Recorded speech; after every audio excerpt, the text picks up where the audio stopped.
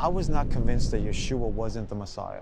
Even when I looked deep into the rabbinic texts, I found that the sound bites of 21st century rabbinic Judaism doesn't match their sources. So even when I looked at the Talmudic texts, the commentaries of the rabbis, it pointed to Yeshua being the Messiah, meaning that some of the voices of the New Testament lined up with even the voices of the rabbis. Really? Yeah. So your challenge to people would be, hey, look in the Talmud yourself. You know, because I hear we can't read the New Testament, we won't read the New Testament, it's forbidden for Jewish people to read the New Testament. We would encourage people to go into rabbinic commentaries to actually find the Messiah. For sure. Yeah, and find hints of the Messiah. Yeah. So if that's the case, why wouldn't more Orthodox Jews consider Jesus? Yeah. There's an interesting passage in the book of Corinthians, one of the Corinthians, where it talks about there's a veil over the Jewish people, right? Okay. That they can't see the Messiah. But when we go back to Moses, it wasn't the people that were veiled in the Torah, it was Moses that was veiled. Moses is a stand-in for the law. So I would say the Torah, even though they may look at it and perceive it, it's veiled. And they've even added more layers of the veil through their own interpretation and authoritative commentary. And this just shows a shallowness of even understanding the law.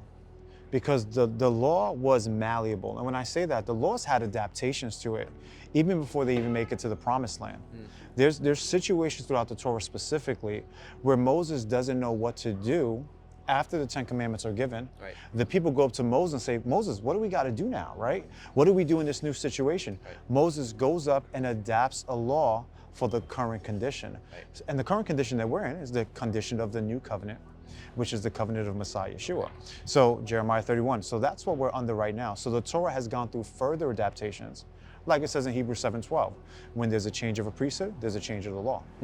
Interesting. So the concept of not adding or taking away, how does that actually make sense? Well, I think we have to operate in the spirit of the law, right? It's always been by the spirit of the law. Okay. It's never been about the actual letter of the law. If you even look at the curses in Deuteronomy, the curses in Deuteronomy really call for the total annihilation of the people who are breaking God's way and God's truth. Okay. The Jewish people were never annihilated because of that. They were always held in mercy, and always God showed them grace and kindness, always. So he never held them down to the letter of the law. It was always the spirit of the law from the beginning. Okay. So understanding the spirit of the law is the right way to interpret it. Interesting. So you have a very interesting history. Yeah. I want to talk about that a bit. Sure. Because it's a very sensitive subject, and I think it's a stumbling block for many Jewish people to actually consider Jesus. Can you get into that a bit? Yeah, for sure. So my family, we were brought up Catholic. We have a Spanish Jewish heritage of forced conversions of the Spanish Jews. Okay. So in the time of the Inquisition, many Spanish Jewish people were forced to become Catholic under threat of death. Okay. Forced baptism, forced immersions, forced to eat pork, and that's where my family came from. Wow. And so they didn't know they were Jewish, or so they knew they were Jewish at the time. They Yep. assimilated into Catholic culture, Yeah, for sure. and then the generations go by, and what happens to the Jewish people? So essentially these traditions are hidden in the family. And so they did things like covering mirrors, lighting Shabbat candles. So they're observing this crypto-Jewish identity. And some know of the Jewish history, some don't know of the Jewish origins of the family. And many people have even continued those practices in secret and then come to find out later on that they're Jewish. And this is even something within Rabbinic Judaism itself, that they have the concept of a Tinoch Shenishba, which means a child raised in captivity. So even a Jewish child who's raised in captivity amongst the nations, that person is still a Jew according to Rabbinic literature. Okay, Rabbinic text. so your family was actually practicing Judaism in secret, Yes. maintaining their Jewish identity in secret, and outwardly being a part of the Catholic Church. And even sometimes losing the knowledge of that Jewish identity. Yeah. And eventually grabbing it back on later. Which is a shame. For sure. You know, it's a shame. And so, how do the generations unfold to come to a place where the Jewish identity is reintroduced, Yeah. and they can openly proclaim their Jewish identity? Yeah. And then you know, that begs the question, how do you become a follower of Jesus in all of this? So when I became 18, I decided I want to go to a Bible college. And there in this Bible college, I met a messianic Jewish person at this church, at this school. Yeah. Nye College, Rockland County, New York, Rabbi David Rosenberg. And he told me that many Jewish people, many Spanish people, actually have Jewish heritage. And I was like, this is nuts. I grew up in Brooklyn. I know what Jewish people look like. That's not me, Yeah. right? Did research into my family history and found out that we have many, many Sephardic, Spanish, Jewish traditions that aren't just in the Torah itself, but based upon the rabbinic tradition. Like lighting Shabbat candles, like things like certain prayers, certain blessings, certain formulaic things that we did. Yeah. Observing the purity of after you have a child for a certain amount of time, Yeah.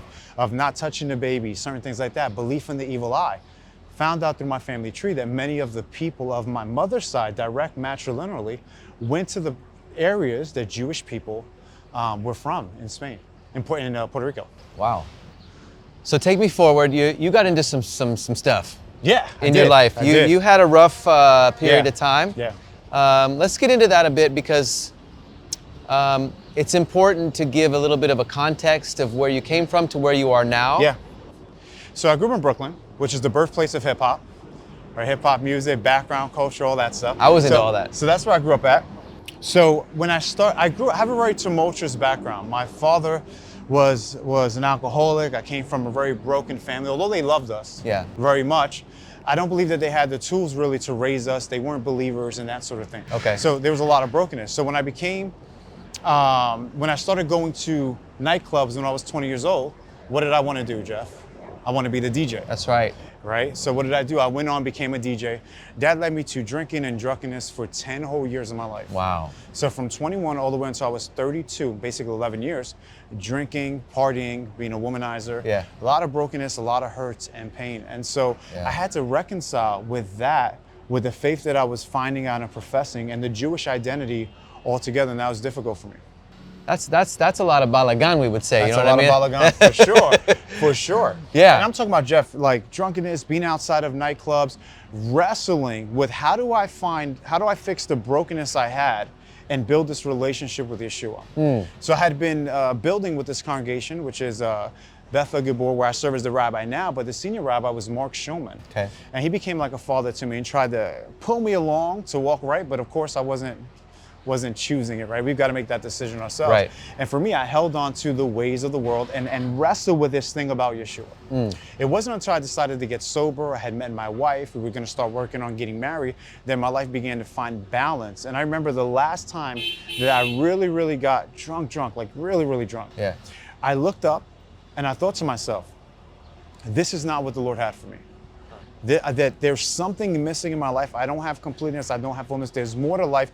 You know how Scripture says God placed eternity in the hearts of men, right? That there was this eternity that God had inside of me that I believe that was coming out, and the Lord was calling me to go to that deeper place with Him. And from that point on, I began to press forward and press forward. Now, it wasn't always easy.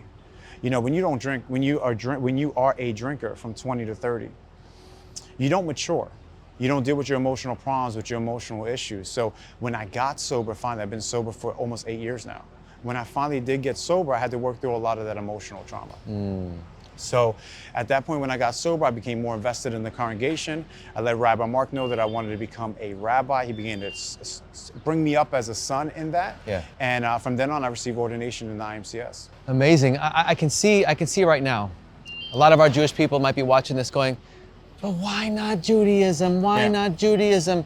Why not just come back to your roots? Yeah. Well, the thing is, in 2007, there was a book written, which was called The Return of the Kosher Pig. Okay. And that book was like my primer to Rabbinic Judaism. Okay. It dealt with the idea of the divine Messiah from Rabbinic texts. And although we all don't agree about everything, right? This was my first real introduction to Rabbinic Judaism. From after that, I did an undergrad in Jewish studies and religion studies, where we studied Jewish philosophy, Jewish texts, rabbinic literature, did the Hebrew language. And from then on, I examined many, many rabbinic texts. God has allowed me to be able to engage with them. You dove deep into So deep. rabbinic scripture, to Agreed. Talmud, to Mishnah, Agreed, 100%. Gemara. Yep. And at that point, I was at a crossroad.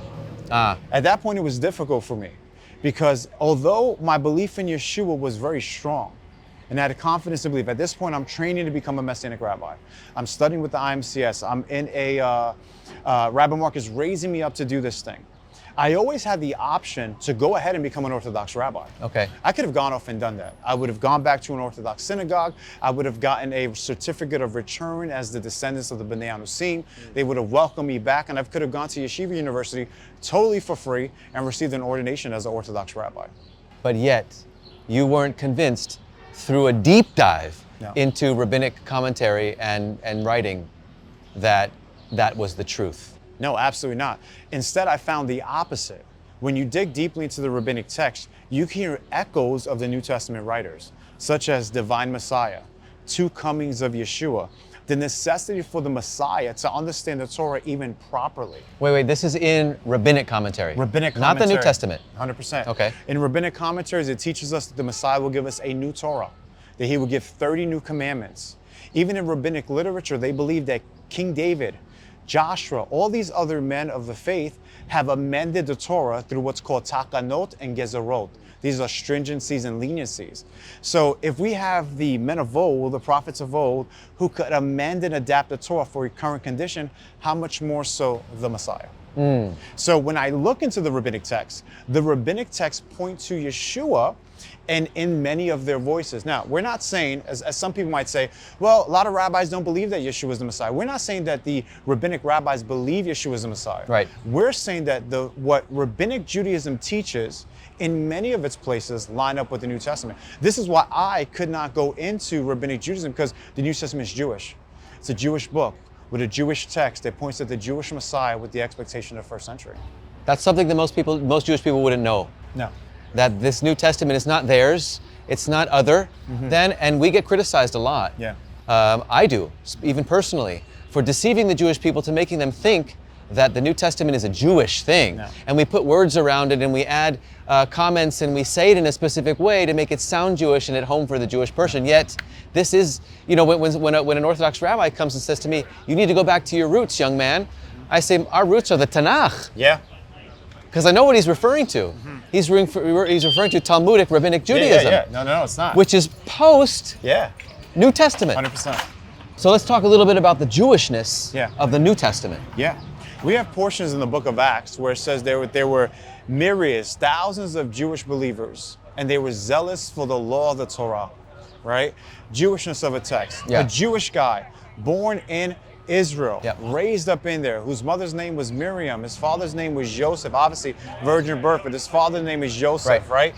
He went through all of the things, circumcised on the 8th day, all of these things. It is a thoroughly Jewish text that's embedded within the Judaism of the first century. And see, the difference is most people say, oh, there were rabbis and rabbinic Judaism goes further back, but that's false. The first person ever called rabbi in history was John the Immerser, John the Baptist. Okay. Second person in text is Yeshua the Messiah himself, called Rabbi as well. So I believe that it is the believers in Yeshua, the New Testament, who have a greater claim to this rich history and heritage, even in written text. And so that's why for me, I couldn't go back to rabbinic Judaism, because if the premise is whatever's older is more authoritative, the New Testament is older than the oral Torah. New Testament is older than rabbinic literature. The New Testament is older than all of these things. Before there was an Akiva, there's Rabbi Yeshua. Right. Oh, but the oral Torah goes all the way back to Moses on Mount Sinai. Yeah. And it, as a oral, binding authority for the Jewish people, handed down from generation to generation, unbroken. Yeah. Tell me about that. They say that. Well, it's impossible for it to be. It's impossible for it to be. Because when the Torah was given to Moses on Mount Sinai, it says he wrote down all the words of God. Right. So the premise for the rabbis is that the oral Torah was given on Mount Sinai. Why is it that afterwards, when the daughters of Zelophehad, a woman, comes up to Moses and says, hey, we want to inherit the land. Our father has no sons. The Torah says only sons can inherit it. What happens? Right. Moses has to go up to God. Right. Why is Moses going back up to God if he already received the oral Torah on Mount Sinai? So Moses didn't know what to do, showing us that there's no authoritative unbroken chain. Right. Now, this isn't saying that Judaism or the Jewish people don't have a tradition. Right. Right? A tradition's fine. The thing is this tradition authoritatively binding for all time on the Jewish people? And absolutely it's not. Wow. When you go into the promised land, Joshua 1:8, what do you have to do? The words that are written. Written word, yeah. Right? That Yeah. by this is the covenant that I'm making with. This is how you're going to go into the land. Right. So it was always what was written that was authoritative for the Jewish people. Amazing. Amazing. And actually, when I look through the Tanakh, I see so much evidence for Jesus. Yeah. So much evidence that points to Jesus. We have prophecy. We have a narrative that points us towards a coming one that will fulfill specific prophecy, come a specific time, do specific things. And yet, I haven't found the oral Torah or a mention of it anywhere. You can't. There's no evidence of it. I would love to see some. What's fascinating is that when people have a tradition or there's things that people do, we find it in history. Yeah. The other people record this. There's no recording of a binding, authoritative oral Torah that goes back to Moses on Mount Sinai. Even the phrase Torah Sheba'al Peh, Torah on the mouth, the oral Torah, doesn't exist until the 1200s in a rabbinic commentary. Okay, so let's fast forward. Yeah. You're cleaned up by the Spirit of God. Amen. And you go into ministry. Yeah. You have your awesome YouTube channel, Radar Apologetics, where you really dismantle all the rabbinic objections to Jesus as Messiah. Very articulate, very well educated, and I want to recommend people go check that out. How do you get to that point? Well, it's born out of this discussion I was having internally of where does the rabbinic literature fit in our expression as Jews worshiping Yeshua Jesus. Same question that Jews for Jesus has had to deal with, that the IMCS, all these organizations have to deal with. How are we Jews who believe in Jesus? So as I examined the rabbinic text, since I was finding so much evidence of Yeshua, evidence of Jesus, evidence that the New Testament is Jewish, evidence that the New Testament claims are kosher, I found it as I really felt a call from the Lord to take those things to the masses, right? Because it's a closed book. People don't have access to it. But to take these arguments to the masses, these evidence to the masses that the Torah, the Talmud, the oral Torah that you're looking at has room for Yeshua, it has room for Jesus, it has room for the Messiah. And when we look at it, we see him. We see Yeshua in the text. Even in the Tanakh itself, it was so insane to me. Let's think about the prophet Zechariah. What does he say? Because I was refuting a rabbi a few days ago online on my YouTube channel. And he said, Jesus, he's not in the Torah. He's not in the Tanakh. You can't find his name. Why? Because he didn't exist. People don't understand. There's imagery, typology, foreshadowing. The prophet Zechariah, when he's writing, he talks about it. And you have Joshua the high priest there in dirty clothes. Joshua the high priest gets cleaned up, right? And what does he say? This man is a symbol of the branch to come. Who is the branch? Unanimously, the Messiah. The Messiah is going to be a priest. And what's Joshua's name in Hebrew? Yeshua. Yehoshua. And in Aramaic, Yeshua. Yeah. In the portions in Ezra, they call him Yeshua. We see the name of the Messiah directly in there. And I think when I engage with rabbinic literature, there's a disconnect sometimes from what the Tanakh says, but yet also echoing the truth and reality of who Yeshua is. So to navigate that is something that I believe the Lord called me to do, and that's what we do on Radar Apologetics. Things like that. Yeah, and your videos are so entertaining and engaging. It's a wonderful combination between entertainment and education. Yeah, for sure. But you just bring out your talents and your gifts. And I don't know how you do all this stuff all at the same time. You're entertaining, you're off the cuff, but at the same time you go really deep into rabbinic literature, rabbinic commentary, and the truth of the New Testament as the logical continuation of the narrative of the Tanakh, which points towards Yeshua the Messiah. And this is what the Lord wants to do in all of us, right? Yeah. He wants to take whatever the Pharisees, sexes are, whatever we learn in this world. God is looking to bring it back together and to use it for his glory. And that's what I did. So that's why when I live stream, I have the turntables there. I've got the screens up. We're streaming. We got sound effects, explosion, things are going off. But what are we doing? We're doing it as an offering to the Lord, right? A pleasing aroma to him, that it can be something that can bring forth fruit as he fills it with his spirit. And I think he wants to do that with all of us, right? I agree. So if you want to learn a lot about the topics that we've been speaking about today, go to Radar Apologetics and subscribe to his video and hit the notifications so you can be notified when new video. You put up a lot of content. Yeah, for sure. A lot of regular content, which is great. You're a teacher and a rabbi. So you're the associate rabbi at Congregation Beth El Gibor. House of the Mighty God. Yeah, Congregation Beth El Gibor. You're a teacher. Yep. You know, and so if you want to learn by a great teacher, you can go check out his work on Radar Apologetics. So let's say somebody's watching right now, and they're thinking to themselves, you know, when I was younger, Catholics threw rocks at my head because I was Jewish. My ancestors were persecuted by Catholics and Christians. I will never believe in Jesus because that's not for us. What would you tell that Jewish person? Well, I think that having this, we need to have an understanding that just because someone bears the name of Catholic or Christian doesn't mean they represent the Christ and represent the Messiah. When you look into the New Testament, you won't find one drop of anti-Semitism. Rather, you will find the hope of Abraham, which is ultimately for that seed that would come. We're not talking about Isaac. We're not talking about Jacob. We're not talking about the 12 tribes. We're talking about the seed from Genesis 3:15 that would destroy the work of the serpent. This is the Messiah who will come. This is why our faith as Messianic Jews is the same faith as Abraham. Ultimately, that seed would come that would reconcile the world to God. The true tikkun olam, right? The restoration world through that Messiah. So what is Catholic? What people say they were Christians, they say they were Catholic. If they're not following the New Testament, then they're not, right? Yeah. We need to look at the Messiah and point towards him. Wow, good point. And like you said before in the beginning of the video, our faith is based on the spirit of the law. Amen. The spirit of the law. And why did the Jewish people need the law in the first place? To point to the Messiah. To point to the Messiah, and not only that, but to become God's representation on earth. Separate people. A separate people. Unique. Yeah, and separate people. So, man, thank you so much for sharing your testimony and your wisdom and your YouTube channel. Let's give one more plug for your YouTube channel. Yep. The YouTube channel is Radar Apologetics, and we're streaming 4 or 5 times a week, and we've got videos on there. So if there are major topics that you want to know about, Daniel 9, any of those things, you can go check it out there and find it there. All right. Thank you so much. Thank you, my brother. I appreciate you. Appreciate you too. If you like this kind of content, give the video a thumbs up. Leave your comments down below. If you agree, disagree, it's all good. You can leave it for us. We can handle it. You can handle it. I can handle it. And don't forget to subscribe to the channel. Don't forget to subscribe to his, subscribe to ours.